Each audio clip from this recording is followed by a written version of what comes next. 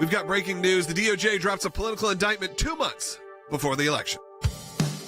Keeping you informed and engaged, now more than ever. This is Sekulow. We want to hear from you. Share and post your comments or call 1-800-684-3110. And now your host, Logan Sekulow. Welcome to Sekulow. This is Logan Sekulow. Joining me in studio, executive producer Will Haynes. We got a packed show today. We're going to be joined by Harry Hutchinson, Christy Campagnane from the ACLJ, as well as Rick Rennell later on. So you want to stay tuned for that. And we are talking about sort of the breaking news that was coming out this morning about the Justice Department. They announced terror charges on who? On the leaders of Hamas, some of which are already dead. Does that feel like a political stunt to you? I think so. We're going to discuss that a little bit more coming up in the broadcast. I did want to take a minute right off the top to tell you, if you're listening or watching this live, we are monitoring the reports out of Winder, Georgia, of an incident, a shooting incident that has happened that definitely has involved a lot of medical attention and students.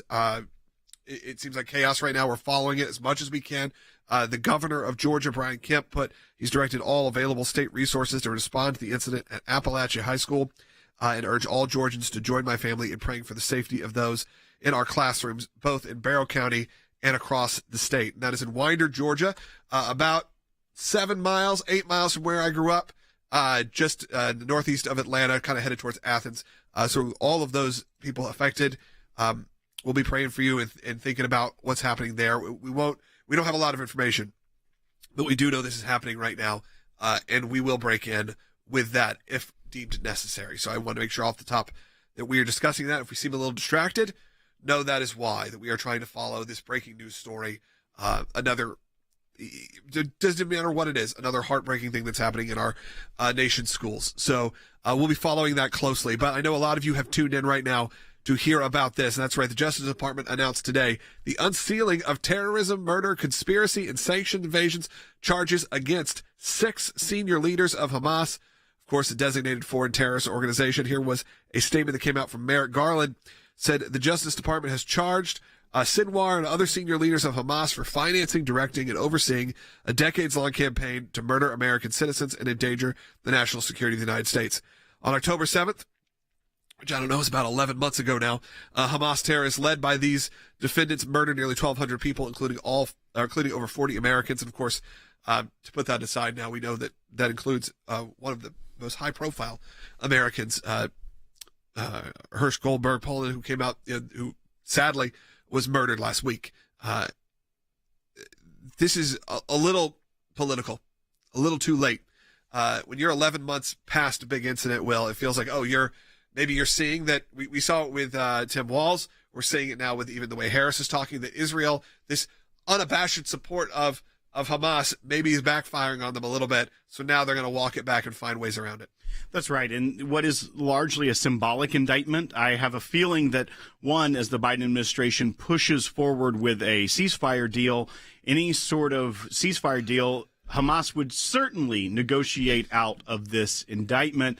But even if they were to be able to hunt them down and apprehend, I think Israel also has issues with these indicted individuals as well.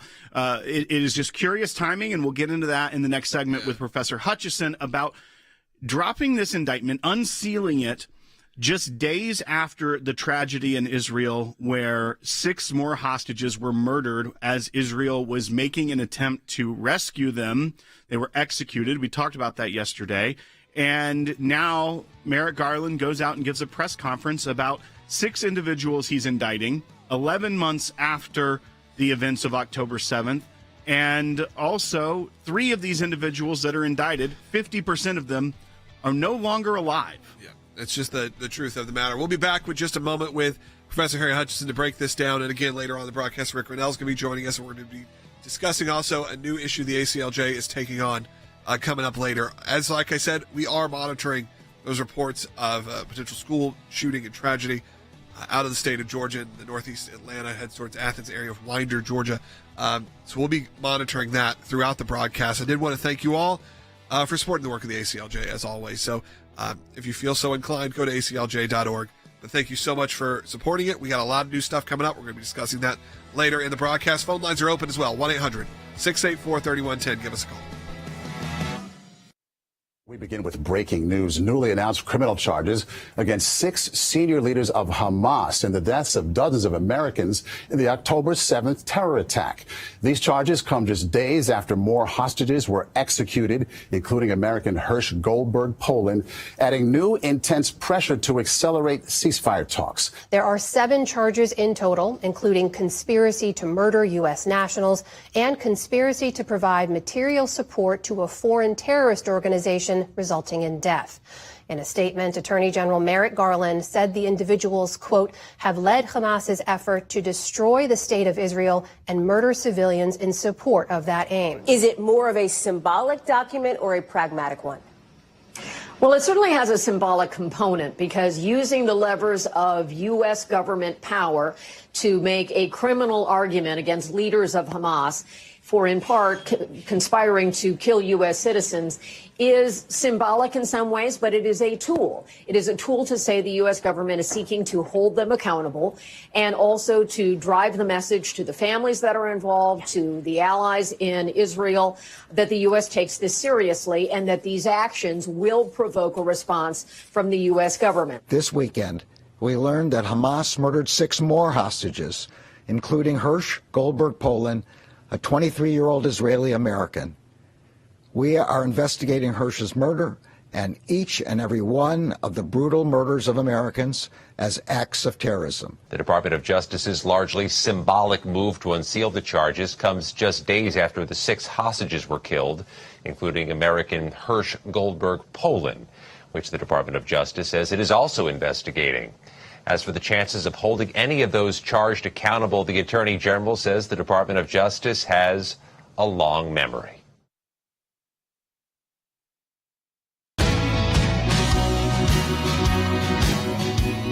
Welcome back to the broadcast. We're joined by Harry Hutchinson in studio. Again, we're discussing our lead topic today, which is the Justice Department kind of symbolically announces terrorism charges against senior Hamas leaders, including multiple who have already been taken out. But again, this is a couple months before an election. They're seeing Israel start to shift in terms of topics. Obviously, we saw the horrible murder of 6 more hostages over the weekend, including an American, maybe the most prominent American. And when those moments happen, I hate to be the person to cry politics, but it just feels that way.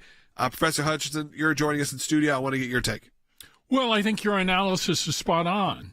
Keep in mind that the DOJ filed these charges in February of this year. They unsealed the indictment 2 months before a national election. So what the DOJ is trying to do, what the White House is trying to do, what the Biden-Harris administration is trying to do, is to show that they are tough when it's precisely the opposite of the truth. Israel will indeed go after these terrorists, and in fact has already done so, but the United States has been reluctant to do so, in part because the United States still blames Israel, at least in part, for the October 7th attack. So we have a situation where a terrorist group attacks Israel, and then we put the blame on the United States, and that approach is quite consistent with the Democrats' left-wing base. So essentially, Israel is blamed when it is attacked. Yeah, absolutely. Will, and I think we want to play a clip from Merrick Garland. You can set that up. That's right. So when this indictment was unsealed yesterday, Merrick Garland gave a press statement. It was on video, and so we're going to play a little bit of that here. But when you hear the things he's saying, it's things that we've been criticizing the administration about ever since they stepped foot in office. And it's almost as if he's describing the self-fulfilling prophecy of when you are tough versus weak on Iran, Hamas, and Islamic terror. Let's go ahead and play bite 1. Today, the Justice Department unsealed charges against Yahya Sinwar and other senior leaders of Hamas for financing and directing a decades-long campaign to murder American citizens and endanger the security of the United States. As outlined in our complaint, those defendants armed with weapons, political support, and funding from the government of Iran and support from Hezbollah, have led Hamas's efforts to destroy the state of Israel and murder civilians in support of that aim. When you hear that from the Attorney General, the funding from Iran, the material support from Hezbollah, and also the fact that they've had a decades-long campaign, Professor Hutchison, these are the things that we've been talking about here at the ACLJ for decades as well, about the Pay for Slay campaign, where Americans ended up being killed, such as the Taylor Force Act came out of this. Taylor Force was a Vanderbilt grad student that was killed in Israel by a Hamas terrorist. And what happens after that? These Hamas terrorists get rewarded financially by the government. Whether they're killed, then it goes to their family. If they're in prison, the money goes to their family. There is a bounty on killing Israelis and Americans if you're Hamas. And we've been begging the government to do something about this for decades. Fortunately, you saw good measures happen during the Trump administration. The Taylor Force Act, moving the embassy to Jerusalem, the Abraham Accords, all things that would isolate Iran and strengthen the security of Israel. And then you see the Biden administration step in and undo many of those things, weaken our relationship with Israel, weaken Israel's relationship with the Gulf states. And you see what happens? October 7th happens. Now you see Merrick Garland listing off the issues that we have been criticizing this administration for enabling.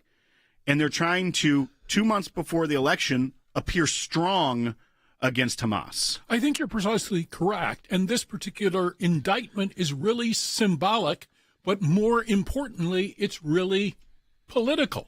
And it's all about appearances. Keep in mind that the United States government, directly or indirectly, under the Biden-Harris administration, has funded terrorist organizations. Keep in mind that the UN relief organization, individuals who work for that organization have been essentially working with Hamas in Gaza. Also keep in mind that the United States government has been funding Iran. And it doesn't seem like the Biden-Harris administration is prepared to stop because they are in desperate pursuit of what? A so-called Iran nuclear deal. And then Iran basically sends funds to terrorist organizations in Lebanon and in Gaza. And so I think at the end of the day, what we have from Merrick Garland is simply lip service. Also, one last point, we should keep in mind that the new Labour government in Great Britain has withdrawn licenses allowing the sale of British military equipment to Israel. So essentially, the West is blaming Israel for being attacked. Yeah, absolutely. There's a call coming in that I think ties in perfectly. Michael is calling from Florida, listening on Sirius XM. Michael, you're on the air. Good afternoon, gentlemen. My point is this. I mean, Trump said that this would never happen had he been president of the United States. But let's just, for instance, take into account that somehow we did end up in this situation and Trump was our president. What do you think how his support for Israel would be right now? Sure. As opposed to... Michael, he worked, I'll say this. If you go back to anything with President Trump, and you may be a supporter, you may not be a supporter, it doesn't matter. If you go historically look at the success that was happening in the Middle East, whether it was through the Abraham Accords, which was bringing the Middle East together for me the first time in my lifetime. You probably can find clips of me being very emotional on air about it because I never thought I would see it. I never thought I'd see where there was relative peace in the Middle East, where you could freely travel if you were Israeli, where, you know, in the UAE, they had Hanukkah celebrations, where all of these things were happening. Big moves were happening. Jerusalem becoming being certified as the capital. All these were happening under President Trump. So take what you want or not from his administration, whether you liked it or not. If you want to say that we were safer then, I would say that there's almost no denying it. So whether it would happen or not, I don't think it would have happened. because I think the response would have been extreme from the United States if you had President Trump in office. This war probably would not still be going on, by the way, even if it did happen, because I think the U.S. would have actually shown its true support. It would actually have stood up to what was going on in Hamas and realizing we need to get behind Israel in a way that we could. And it's not about endless wars and promoting these sort of, proxy wars that I feel like is what's happened in the current administration, where you're supporting Ukraine, but are you really? Well, we're going to do funds. We're not going to send troops. We're not going to do this. I don't think that would have happened under a President Trump. I don't believe it would either. And once again, you saw Iran in a box during the Trump administration, something that they had been able to run wildly against American interests during the Obama administration. And then when the Biden administration got into office, a lot of those policies from the Obama administration were then revived under the Biden administration. And what happened? Iran, flush with cash, is able to continue their adventurism in the Middle East, which includes exporting terror. I do want to bring up, we have a statement from the Barrow County Sheriff's Department that local news in Atlanta was able to obtain, and it says authorities are currently on the scene of a school shooting at Appalachian High School. At approximately 10:23 a.m., officers from multiple law enforcement agencies and fire EMS personnel were dispatched to the high school in reference to a reported active shooting. At the time of this release, one suspect is in custody. Casualties have been reported. However, details on the number or their condition is not available at this time. Yeah, this is an ongoing situation. It'll be more reported. We know, again, this is a shooting in Winder, Georgia, which is in sort of the northeast Atlanta area. Again, only a few miles from where I grew up. So if we seem a little distracted, that is why. These kind of reports that happen in America, especially right before you're going on air, it's just heartbreaking, and we got to do something about it. We are going to continue on. We have some new ACLJ topics to discuss coming up, but we also want to keep you informed and engaged on everything that's happening in our world. So make sure you stay tuned. If you're watching right now on YouTube or on Rumble, I am going to encourage you to, if you're brand new, hit subscribe. And if you prefer this broadcast, if you like it already, if you watch every day, we encourage you to support the work of the ACLJ, because not only do we do great legal work, we obviously do great media work, and we have an incredible team here doing that. So I want to thank all of them. You can do that by going to aclj.org. Again, you can become an ACLJ champion. That's someone who just says, hey, I'm dedicated to giving on a monthly basis. So you can be a champion of life, liberty, and freedom. Do that right now. Go to aclj.org. Again, we're going to keep you updated on the breaking news that's happening out of Georgia. We're going to take your calls as well. You can give me a call at 1-800-684-3110. And here we are once again with a situation where an employee simply wants to practice their faith in a way where they just want to go to church on Sunday. And a giant company is saying, no, we don't do that here. He's required to work every other weekend, and he has to. It's mandatory from Friday through Sunday.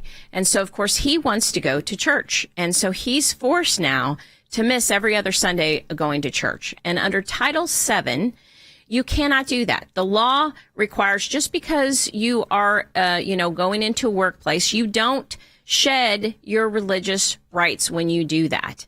And so Title VII requires companies to give accommodations, religious accommodations, so that people who do want to go to church on Sundays can actually practice their faith, or whatever night it is that you go to church, whatever day you go to church. And actually, where we've actually been helped in this matter is the Supreme Court clarified, before it's this, undue hardship, unless it causes undue hardship for the company. And that was kind of a very low threshold before.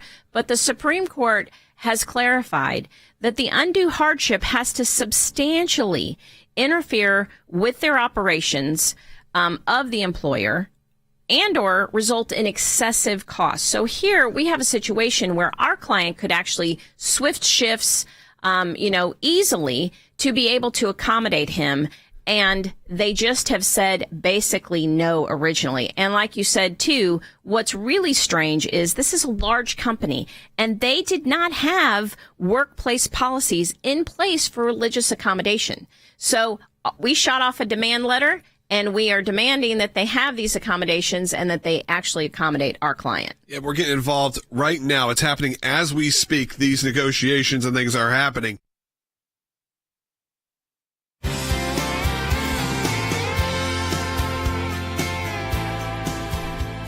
Welcome back to Sekulow. We are going to take your calls later on the broadcast at 1-800-684-3110. That's 1-800-684-3110. We are monitoring, as I said earlier, casualties have been reported at a incident at a school outside of Atlanta, headed towards Athens in Winder, Georgia. Again, what appears to be another tragic school shooting. And we don't know a lot of the details, but keep all these families and really anyone who has students in the school system worries about this every day. Keep them in your prayers right now. So I encourage you to do that. We do want to shift gears because we don't have, again, a ton to report from that. But we are joined now by Christy Compagnone with the ACLJ, one of our senior counsels. And I wanted to, well, maybe you could set this up a little bit as well. The ACLJ is always at work, and we're always at work for you, whether that is fighting for your rights, your religious freedom rights, whether we're fighting against AI. It really depends on what we're doing here. And a lot of times, sometimes those two things can kind of converge. And so it's kind of what's happening right now. That's right. And if you're a regular watcher of this broadcast, you will hear stories like this often because this is some of the core work of the ACLJ. But if you're new here, go ahead and subscribe on YouTube and Rumble and stick around because we have a lot of great content. We have a lot of great work. But Christy, we've over these last few weeks talked about many different clients of the ACLJ that have had issues with getting a religious accommodation at work. We know constitutionally that employers cannot force you to violate your faith by working on the Sabbath and making you pick your job over your faith. And once again, we have a new client, actually a handful of clients that are seeing something similar happen at their workplace. Could you go ahead and just give us a brief overview of what's happening here? Absolutely. So we are having to deal with Walmart, the largest employer in America. Unfortunately, it seems like there could just be a huge miscommunication, and we're hopeful that once they know about this and understand how it's impacting their employees, they'll be willing to work with us. But currently, they are implementing a new scheduling software that is doing automatic scheduling with AI. And what that has happened to our client, we have at least one client and several others that have contacted us that are all being affected, is they're told that if they are going to continue to have off their Sundays for church, that they're going to be dropped from this scheduler, this automatic scheduling system, and they're not going to be guaranteed 40 hours, even though they're full-time employees. And when they've reached out to their HRs and their supervisors, they've been told that they're sorry, there's nothing they can do about it because it's built into this software. So originally we started with our first client actually writing his request for the religious accommodation to HR, and that has sat there for over 2 weeks with no response. So now we're going to kind of go a little bit harder with a bit more of a punch with an actual demand letter from the ACLJ, and here's to hoping that Walmart listens. Christy, this is something that is unique in our practice here at the ACLJ, as that there are many different ways to approach these type of issues for clients. And we see clients that work at small companies, more mom and pop organizations, that the employer may just not be aware of the law. And many times those are resolved quickly as soon as we inform them of what the law is. And there's a clear path forward. You don't have to get into litigation, which can drag out. What we want is our clients to be able to practice their faith in accordance with the Constitution and U.S. law.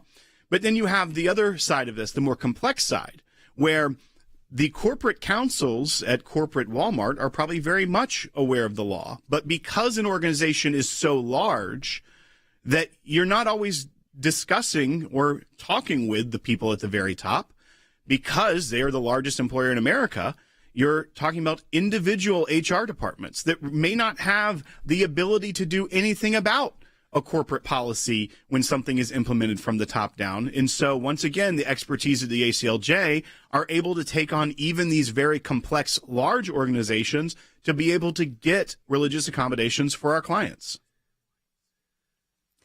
Exactly. So what we're going to be putting into our demand letter to Walmart proper, the larger organization, as you stated, is that this is affecting more than just one person. This is going to be affecting employees across the entire country. And it might just be as simple as a misunderstanding or a misworking of their software that just will take a little time to fix to protect all of these people's rights. But I mean, we will make it very clear that the Supreme Court case from last year, Graf v. DOJ, clarified what the standard is.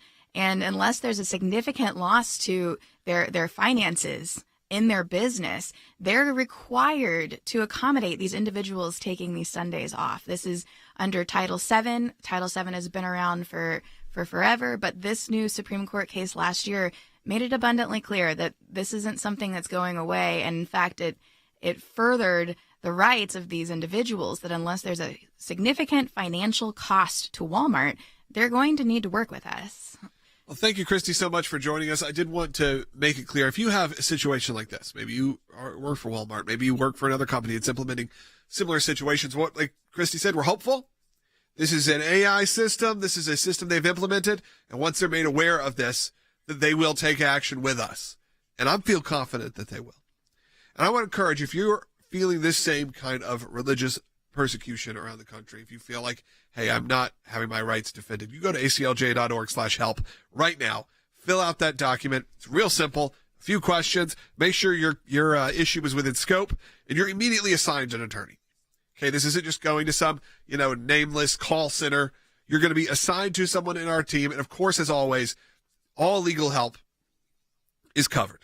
You are not going to get a bill at the end of this. And that is only because we have the support of ACLJ donors, people that donate either daily, monthly, maybe just once a year. They write a check at the end of the year. It doesn't matter, because all of those are incredible helps to the organization. Of course, we encourage people to become ACLJ champions. Over 22,000 of you have already joined with us to become ACLJ champions. Those are people who give on a monthly recurring basis. Those who have it automatically set, charged to your credit card or PayPal or however it's situated. It's very easy.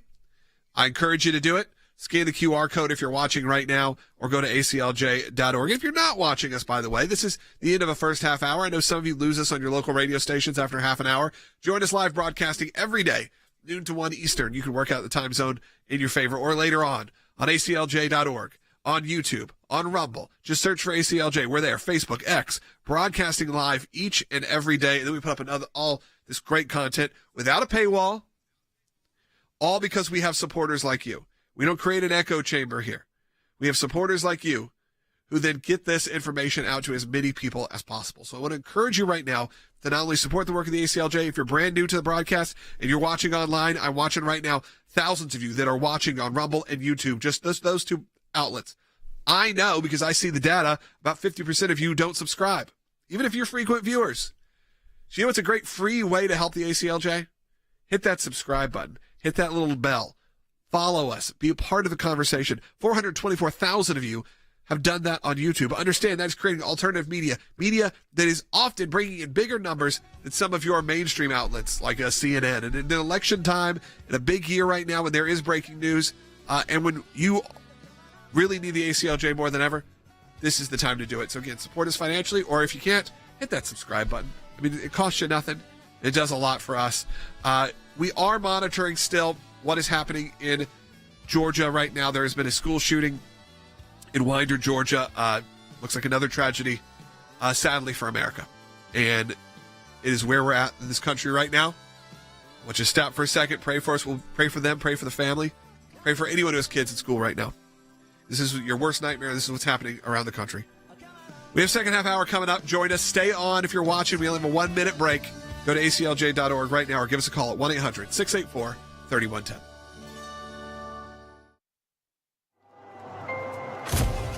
Some people think champions are bored, that it's a title that requires something only a handful can ever possess.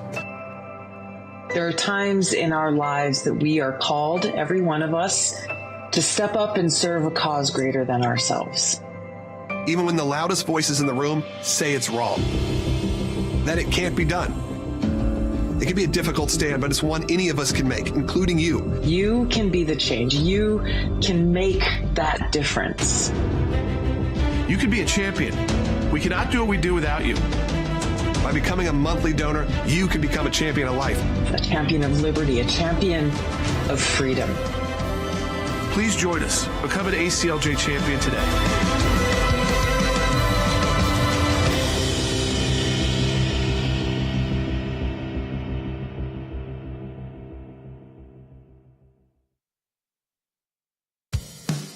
Keeping you informed and engaged, now more than ever. This is Sekulow. And now your host, Logan Sekulow. Welcome back to Sekulow. This is Logan Sekulow. Will Haynes joining us, executive producer in the studio as well. We've got a second half hour lined up for you. Rick Renell's going to be joining us in the next segment to discuss a really interesting story. Maybe we'll break up some of the news that's happening right now. Has to do with our favorite governor, Governor Hochul. What did Governor Hochul do? Called you a clown, but guess what? One of her former aides secretly maybe working for a foreign government. So we're going to talk about that coming up. In the next segment, we are going to be taking your calls also at 1-800-684-3110, 1-800-684-3110. Join us live right now. Be on the air, 1-800-684-3110. I also want to talk about, if you're brand new watching right now, I know a lot of you just signed on. You may want to know what that DOJ drops a political indictment. Will, why don't you give me like a 30-second of what this is? So the Department of Justice unsealed yesterday an indictment they're bringing forward against 6 leaders of Hamas, 3 of which are already dead. They're being charged with their connection for planning and plotting October 7th, which killed Americans, some say upwards of 40. We know that an American that was being held hostage by Hamas was executed by Hamas over the weekend as Israel tried to rescue them from one of the terror tunnels in Rafah. And this just all reeks of a political movement, a political indictment, a political announcement 2 months before the general election. Merrick Garland goes out there and is able to show that the Biden administration, with Vice President Harris alongside, are very tough on Hamas. They are bringing criminal indictments against them, 3 of which will not be able to defend themselves if they were to be charged, because they're dead. They've already been eliminated. Let's hear from Andy McCarthy on Fox News earlier today. 3 of the 6 quote-unquote defendants, I think, in normal, sensible times, we call them alien enemy combatants, but 3 of the 6 defendants here are deceased. And the Justice Department had to know that, even though DOJ is not supposed to prosecute dead people because you can't. They had to have known this as they were drafting the charges, because one of them was killed in March.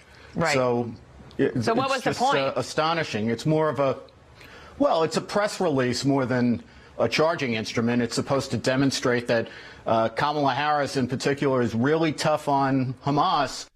What do you think about that? I want you to give me a call. When you hear that they've announced these indictments, that they're going after 6 leaders of Hamas, but when you know half of them have already been eliminated, likely by Israel, half of them, does this reek of politics to you? Do you feel like they are having to shift gears because they're seeing the protests are not taken as well right now that's happening on college campuses? What do you think? 1-800-684-3110, being just a couple months out from the election.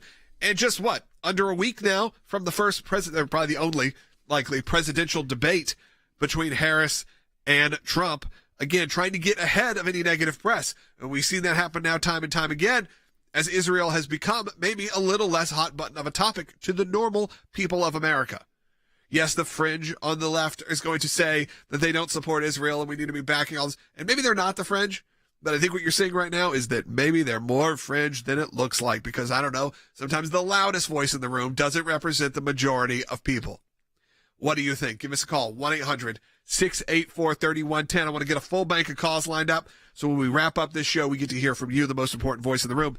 Next up, we're going to have Rick Renell join us to talk about our favorite governor, Governor Hochul. What happened? I don't know. Maybe one of her top aides. Maybe it wasn't, doing some good stuff. Maybe it was supporting a foreign government. We're going to be talking about that coming up. But give us a call, 1-800-684-3110. And, of course, the tragic news that is happening right now, that I don't want to discount it, but if you are watching live right now, we are trying to cover what's going on in Georgia right now, part of the school shooting. We don't have a ton of information other than the suspect is in custody and there have been some casualties reported. Heartbreaking. Again, this happened just a few miles from where I grew up. So, once again, hitting pretty close to home for us as the ACLJ family. So I'm going to encourage you right now to say a prayer for them and for their families and for everyone involved in this right now. And everyone, like I said, who has kids at school, worry about this each and every day. Rick Renell joining us when we get back. This morning, a former top aide to 2 New York governors is accused of working as a foreign agent. FBI agents arrested Linda's son yesterday and charged her with plotting to advance China's interests in exchange for millions of dollars. Jerika Duncan has more. Linda, what do you have to say to the allegations? Linda's son and her husband had nothing to say as they walked out of a Brooklyn federal court Tuesday. The former high-ranking aide to New York Governor Kathy Hochul and her predecessor Andrew Cuomo pleaded not guilty to several charges accusing her of a brazen scheme to serve as a secret agent of China. New York Congresswoman Elise Stefanik is now calling for an investigation into New York Governor Kathy Hochul's administration. Prosecutors say Sun blocked a 2019 meeting between the Taiwan president and New York representatives.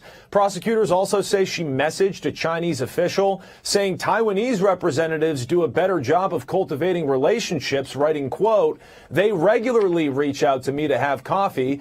Same with all other reps in other elected offices. Not that we need to have coffee because we are in regular contact. It might be helpful to building a better relationship. Not everyone is like me," with a smiley face at the end. The Justice Department alleges she shaped New York State messaging to align with Chinese priorities, blocked references to Taiwan in government documents, and stopped meetings between state and Taiwanese representatives.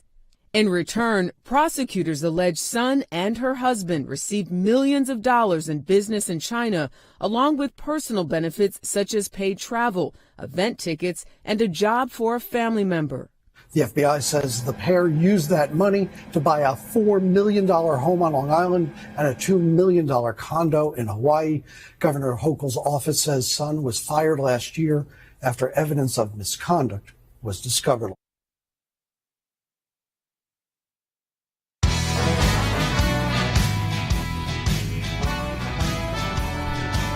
Welcome back to Sekulow. We're going to be joined in a moment by Rick Grinnell having some connection issues, but we're going to have him call in because he could not hear us. We can see. He looks great, but we could not hear him. Give us a call right now at 1-800-684-3110. We did want to talk about this story, which is not a funny story, but it's an interesting story, and that is that a aide who worked for both Governor Hochul and Governor Cuomo has been accused of being of working, I don't know, for China directly. And I love this. This is the headline from the New York Times. Will's making fun of it, but I just thought it was interesting. New York official charged with taking money, travel, and poultry to aid China. And the first couple paragraphs is all about the amount of duck that was provided by the Chinese consulate to be prepared duck. Now, again, that sounds like small claims, but that's just the small part of this.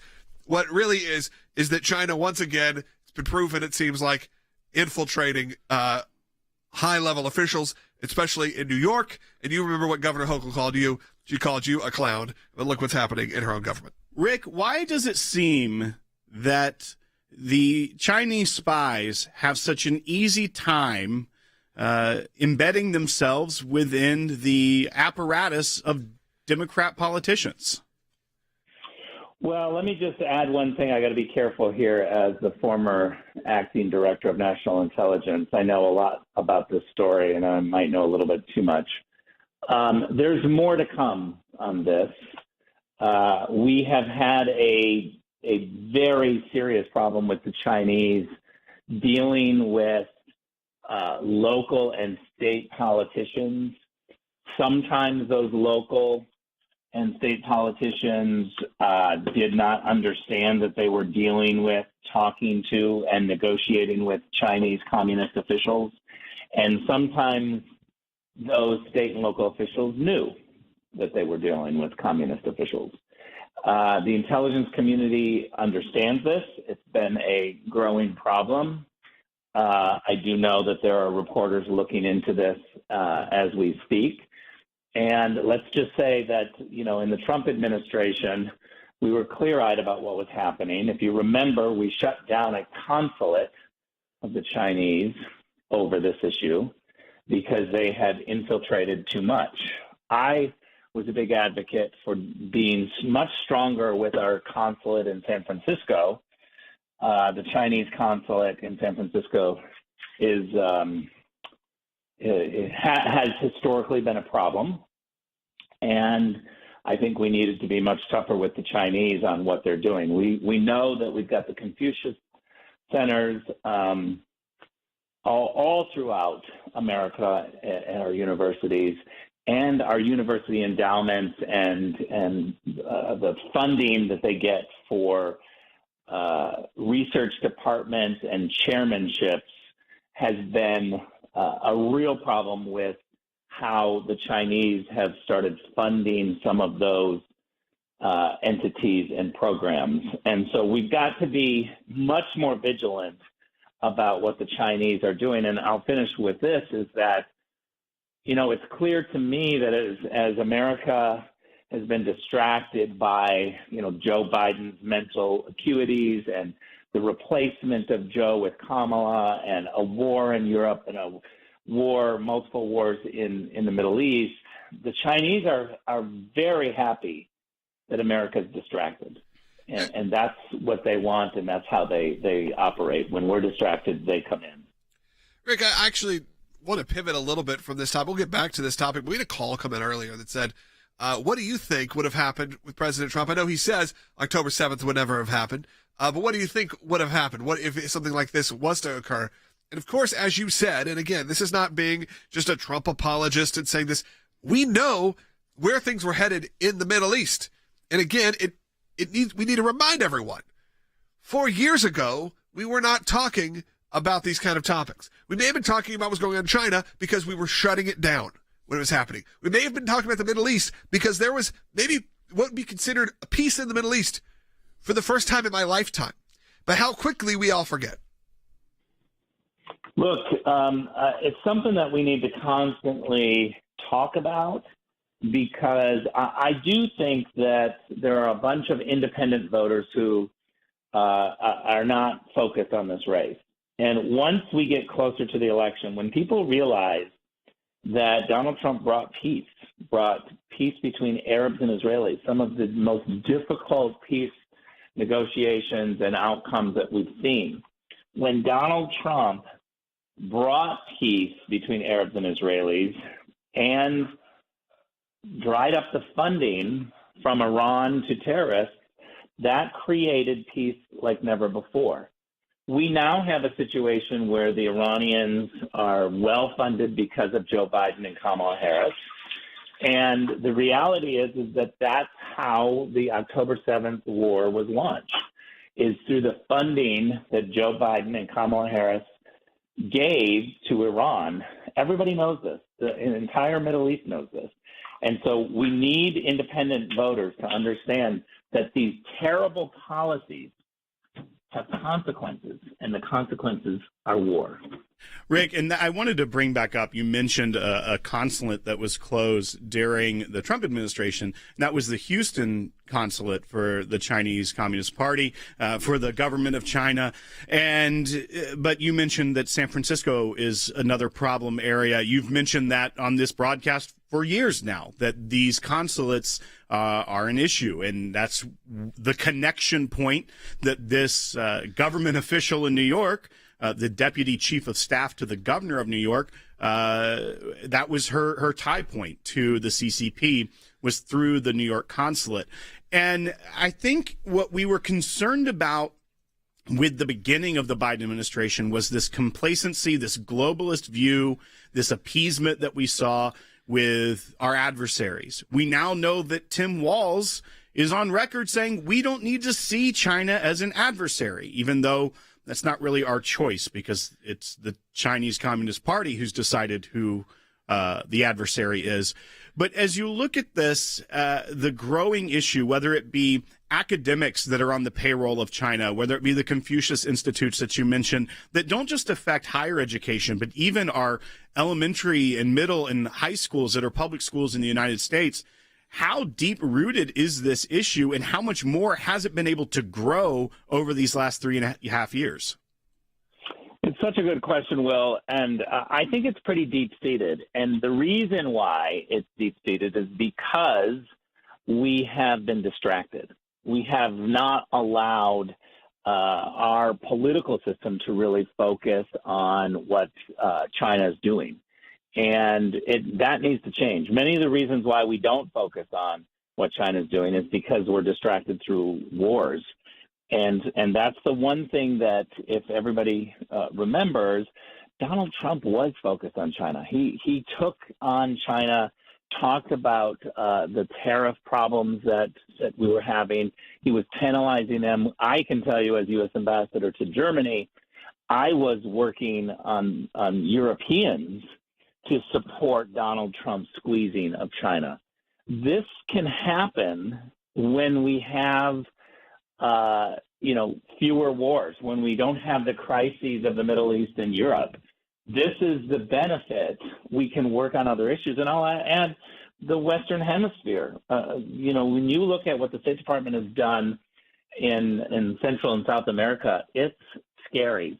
They have supported very far less, this current State Department, the Blinken State Department, they've supported far less regimes and are spending money, U.S. taxpayer money, to support these far left regimes. We've got to be able to solve some of these problems so that we can work on Asia, so we can work on Africa, so we can work on the Western Hemisphere. We cannot have a war in Europe and a constant war in the Middle East while China loves the fact that we're distracted. Rick, thanks so much for joining us each and every week. We appreciate it. If you're brand new to the broadcast, by the way, I know a lot of you are watching right now on YouTube. We just saw a huge number spike, and you want to know what this title is about. We're going to talk about that coming up in the next segment. We'll talk about it a little bit more, so stay tuned if you're brand new. If you are brand new and you like the analysis you're hearing, I'm going to encourage you, or if you haven't just yet, hit that subscribe button. A lot of you are watching right now, and I'm going to ask you right now, and let me know in the comments if you've subscribed. Let me know if you've subscribed already, by the way, too. I really like to hear from you. And there's another way I like to hear from you, and that's by calling in. That's right. You may be a YouTube viewer, a Rumble viewer. You may not be used to this. That's right. We take live callers on the air. Give us a call right now, 1-800-684-3110. We can discuss any of the topics that we've had on air today. Of course, we are leading with this topic right now. Of course, that the DOJ decided to drop political indictments and to go after who? 6 Hamas leaders, 3 of which are already been eliminated from this earth. Of course, it's happening. It's a big political stunt. We're going to take your calls. We got 4 lines open, 1-800-684-3110, and hear from as many of you as possible coming up in the next segment. So do that right now. And of course, as always, we are following what's going on breaking news-wise. And as we reported earlier, if you're watching this live, suspect is in custody. There have been casualties reported at that school shooting in northeast Atlanta in the area of Winder, Georgia, so between Atlanta and Athens, just about 10 miles from where I grew up. So, of course, these are the sad state of affairs in this country. This is what's happening. We got to make sure we stay on top of that as well. So we'll be covering that. Give us a call, though, 1-800-684-3110. Last segment of the broadcast, we're going to hear from you. We begin with breaking news. Newly announced criminal charges against 6 senior leaders of Hamas in the deaths of dozens of Americans in the October 7th terror attack. These charges come just days after more hostages were executed, including American Hersh Goldberg Poland, adding new intense pressure to accelerate ceasefire talks. There are 7 charges in total, including conspiracy to murder U.S. nationals and conspiracy to provide material support to a foreign terrorist organization, resulting in death. In a statement, Attorney General Merrick Garland said the individuals, quote, have led Hamas's effort to destroy the state of Israel and murder civilians in support of that aim. Is it more of a symbolic document or a pragmatic one? Well, it certainly has a symbolic component, because using the levers of U.S. government power to make a criminal argument against leaders of Hamas for, in part, conspiring to kill U.S. citizens is symbolic in some ways, but it is a tool. It is a tool to say the U.S. government is seeking to hold them accountable, and also to drive the message to the families that are involved, to the allies in Israel, that the U.S. takes this seriously and that these actions will provoke a response from the U.S. government. This weekend, we learned that Hamas murdered 6 more hostages, including Hersh Goldberg Poland, a 23-year-old Israeli American. We are investigating Hersh's murder and each and every one of the brutal murders of Americans as acts of terrorism. The Department of Justice's largely symbolic move to unseal the charges comes just days after the 6 hostages were killed, including American Hersh Goldberg Poland, which the Department of Justice says it is also investigating. As for the chances of holding any of those charged accountable, the Attorney General says the Department of Justice has a long memory.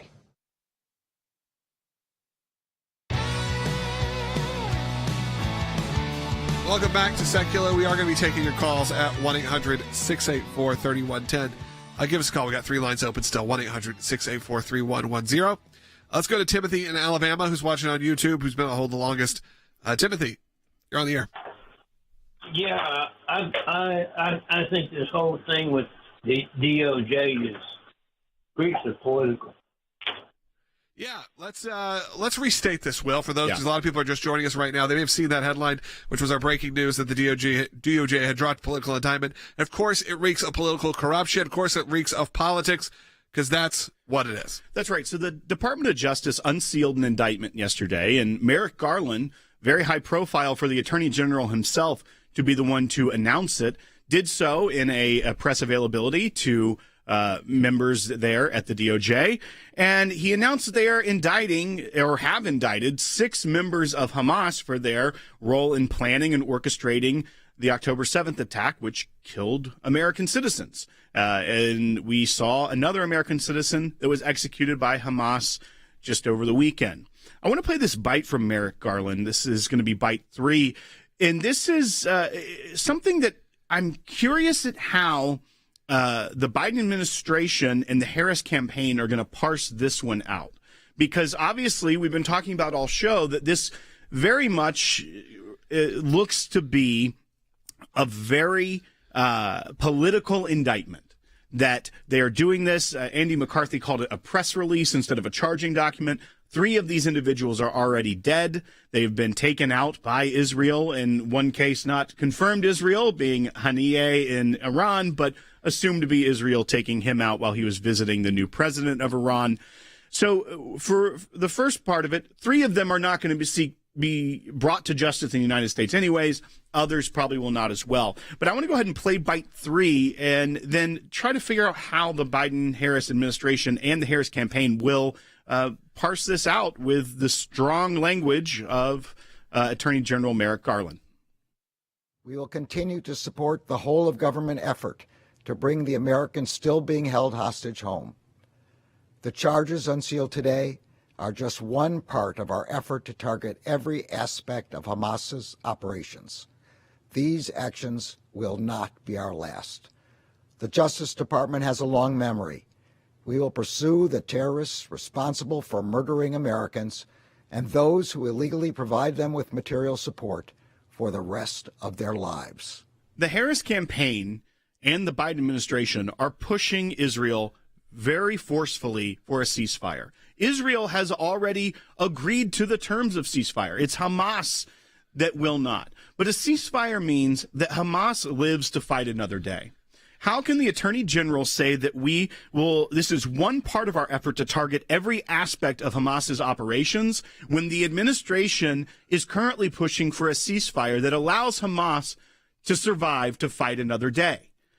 You can't have both of these. You can't say that we are going to completely dismantle Hamas and target every aspect of their operations, and at the same time have an administration that is pushing for policy that will indeed not have that outcome. And you also see, and then we'll get to calls, because it just frustrates me a little bit when you read the charging of these individuals, and it says that, so it lists the people, and then it says others known and unknown, at least one of whom is expected to be brought to justice, and arrested in the Southern District in New York, knowingly and intentionally combined, conspired, confederated, and agreed together and with each other to provide, quote, material, support, or resources, as the term is defined by Title 18 U.S. Code Section 2339A-B1, to a foreign terrorist organization, namely Hamas, which was designated as a U.S. foreign terrorist organization on or about October 8th of 1997. Okay. So they're providing material support or resources for Hamas, a designated foreign terrorist organization. We're seeing Hamas flags paraded around Washington, D.C., New York, California. Where is the hard action by this Department of Justice about those that are praising Hamas in the streets of the United States? And not just speech, but actually vandalism and terrorizing students It goes beyond speech of what these Hamas supporters are doing. So these people were providing material support and resources to Hamas. What about the people inside America right now? Where are you, Attorney General Garland, protecting Jewish students on campus? Yeah, it's not happening. Absent without leave. Look, we only got a couple minutes left to get to a few calls. Maybe last second if you want to call in 1-800-684-3110. Warren's calling line 2. Listen on Sirius XM. You're on the air, Warren.